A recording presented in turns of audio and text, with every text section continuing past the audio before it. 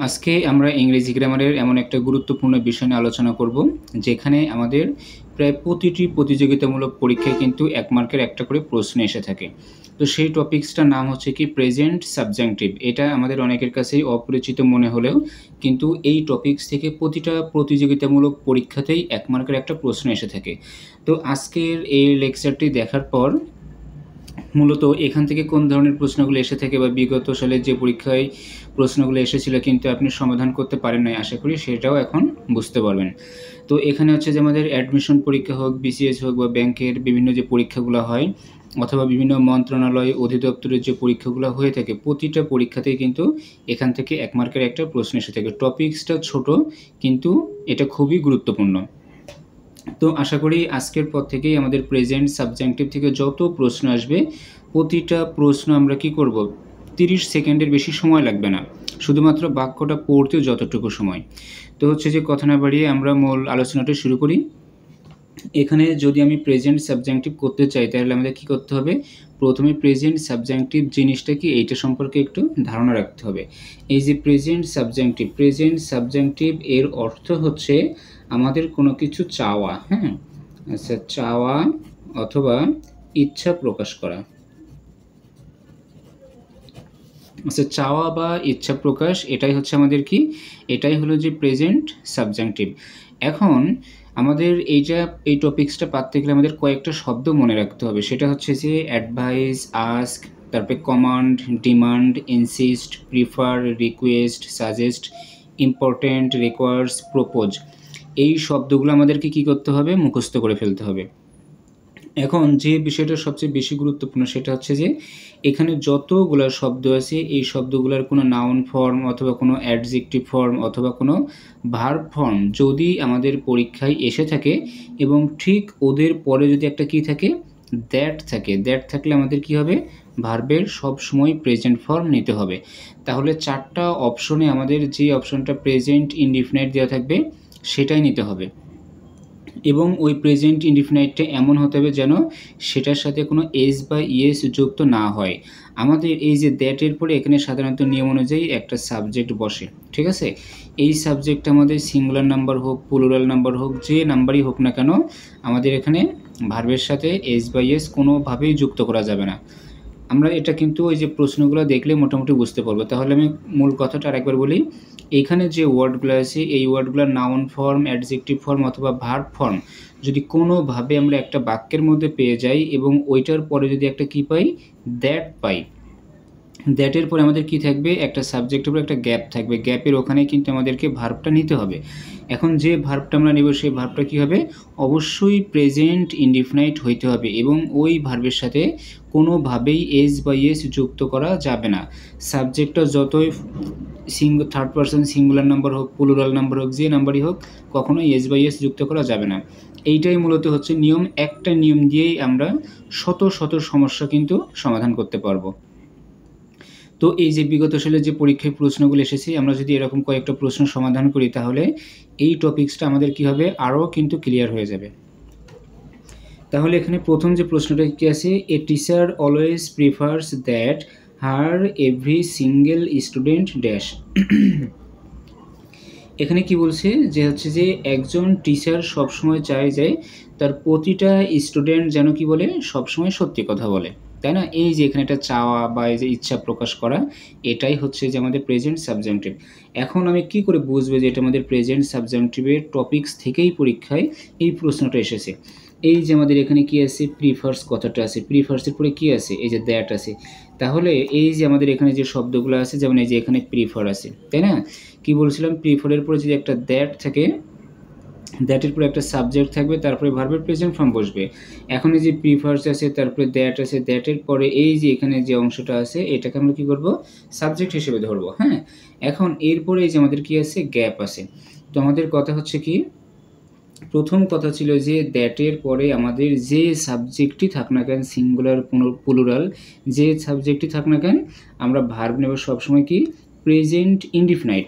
তাহলে এই যে এখানে আছে স্পিক, এর সাথে কিন্তু এস যুক্ত আছে, তার মানে এটা হবে না। তারপর এখানে উইল স্পিক, এটা আছে ফিউচার ইনডিফিনাইট, এটাও হবে না।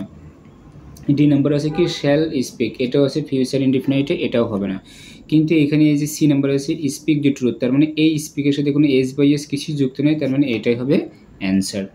আচ্ছা 2 নাম্বারটা কি আছে, she insisted that I dash with her। আমাদের এই যে কথা ছিল যে এখানে যেমন ইনসিস্ট আছে, বলছিলাম যে এদের হচ্ছে যে প্রেজেন্ট ফর্ম, পাস্ট ফর্ম অথবা এদের অ্যাডজেক্টিভ, নাউন অথবা ভার্ব ফর্ম যে ফর্মেই থাকুক না কেন শব্দটা, ওইটার পরে যদি একটা দ্যাট থাকে, দ্যাটের পরে আমাদের যে সাবজেক্টই থাক না কেন, কিন্তু ভার্বটা নিতে হবে কি প্রেজেন্ট ইনডিফিনাইট, এবং তার সাথে কোনো এস বাই এস যুক্ত করা যাবে না।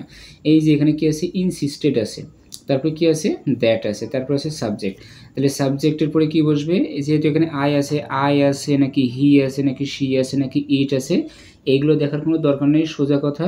এই যে ইনসিস্টেড আছে, দ্যাট আছে, তারপরে সাবজেক্ট আছে, মানে ভার্বের প্রেজেন্ট ফর্ম, এবং ওই প্রেজেন্ট ফর্মের সাথে কোনো এস বাই এস যুক্ত হবে না, তাহলে এটা শুধুমাত্র এখানে কি হয় বি নাম্বারটা হয়, বি নাম্বারটা হচ্ছে এখানে অ্যান্সার। আচ্ছা তারপরে 3 নাম্বার কি আছে, 3 নম্বর বলছে which of the following sentence is correct. এখানে প্রতিটা প্রশ্নে কিন্তু বিভিন্ন চাকরির পরীক্ষা এবং অ্যাডমিশন পরীক্ষায় কিন্তু এসেছে। হ্যাঁ, এখন এই যে এখানে দেখি subject I insist that she come alone, I insist that she comes alone, I insist that she may come alone, I insist that she came alone. এই যে এখানে আমাদের যে ইনসিস্টটা আছে, ইনসিস্টের পরে দ্যাট আছে, তারপরে সাবজেক্ট আছে, এখানে কি আছে পাস্ট টেন্সের ভার্ব, এইখানে যে ইনসিস্টের পরে দ্যাট আছে, সাবজেক্ট আছে, এই যে এখানে মে আছে, তার মানে এটা কি প্রেজেন্ট ইনডিফিনাইটের ভার্ব নেই। আচ্ছা তারপরে I insisted that she comes, এই যে এখানে ভার্বের সাথে এস বাই এস যুক্ত আছে, তার মানে এটাও হবে না। তাহলে আই ইনসিস্ট দ্যাট শি কাম, এই যে এখানে শি আছে, তারপরে এখানে কি আছে ভার্বের প্রেজেন্ট ফর্ম এবং এর সাথে কোনো এস বাই এস যুক্ত নেই, তার মানে এটাই হচ্ছে যে আমাদের অ্যান্সার। কিন্তু সাধারণভাবে আমরা দেখলে কি করি, শি যেহেতু আমাদেরকে থার্ড পারসন সিঙ্গুলার নাম্বার, তার মানে ভার্বের সাথে এস বাই এস যুক্ত করতে হয়, কিন্তু যখনই দেখবো তার পূর্বে একটা দ্যাট আছে, তার পূর্বে একটা ইনসিস্ট আছে, সুতরাং সাবজেক্ট যা হয় হোক কিন্তু ভার্বের সাথে কোনো মতেই এস বাই এস যুক্ত করা যাবে না, তাহলে ওইটা হচ্ছে অ্যান্সার। এরপরে আমাদের 4 নাম্বারটা কি আছে, 4 নম্বর আছে the university requires that all it's students dash a course on films. আমার কোনো মানেটা নিয়ে কিছু দরকার নাই, কোনো মিনিং দরকার নাই, তাহলে আমরা কি করব, এই যে এখানে আমাদের রিকোয়ার্স আছে, এরপরে দ্যাট আছে, দ্যাটের পরে কি আছে নাই অত দেখার দরকার নাই, শুধু দেখব ভার্বের প্রেজেন্ট ফর্ম আছে কোনটা এবং এস বাই এস যুক্ত নাই কোন অপশনটাই, সেটা হচ্ছে অ্যান্সার। তাহলে যেখানে 4টা অপশনের মধ্যে শুধুমাত্র বি নাম্বারটাই আছে, যেটা প্রেজেন্ট ফর্মে আছে এবং তার সাথে কোনো এস বাই এস যুক্ত নেই। এরপরে আছে আমাদের কত 5 নাম্বার কি আছে, I suggested that he dash take legal advice.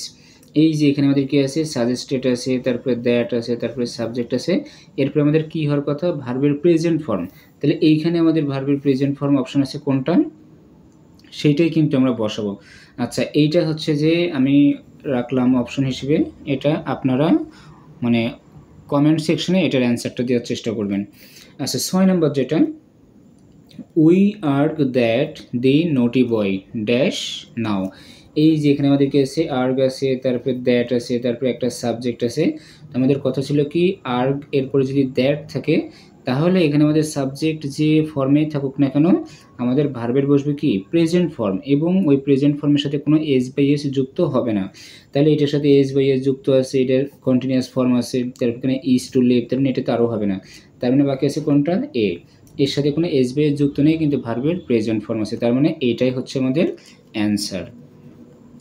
এরপরে 7 নম্বরে কি আছে, আচ্ছা 7 নম্বরে আছে হচ্ছে after the assassination attempt president Reagan's doctor suggested that he dash a short rest at Camp David. বাক্যটা কিন্তু মোটামুটি বড়, তো আমাদের কথা ছিল কি বাক্য যত বড় হোক, বাক্য 4-5 লাইনের হোক কোনো সমস্যা নেই, মিনিংও বোঝার দরকার নেই, শুধু দেখতে হবে যে এইখানে আমাদের ওই যে 7-8টা যে শব্দ লিখছিলাম ওই ভার্বগুলোর নাউন ফর্ম, অ্যাডজেক্টিভ ফর্ম বা ভার্বাল ফর্ম আছে কিনা, যদি থেকে থাকে তাহলে আমরা কি করব দ্যাটের পরে আমরা ভার্বের প্রেজেন্ট ফর্মটা নেব, তো কোনটাই দেখব যে প্রেজেন্ট ফর্ম আছে সেটাই আমরা এখন বের করব।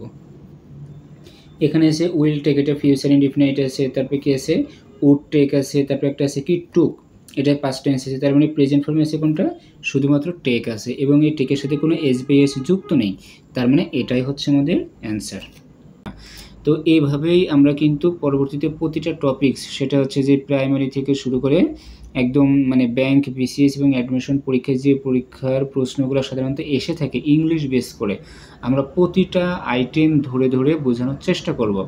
তো হচ্ছে যে যারা মনে করবেন যে না এটা আমার জন্য ফ্রুটফুল হচ্ছে বা উপকার হচ্ছে, তারা চ্যানেলটা সাবস্ক্রাইব করে রাখবেন। তো আপনাদের সবার জন্য শুভকামনা রইল, ভালো থাকবেন, ধন্যবাদ।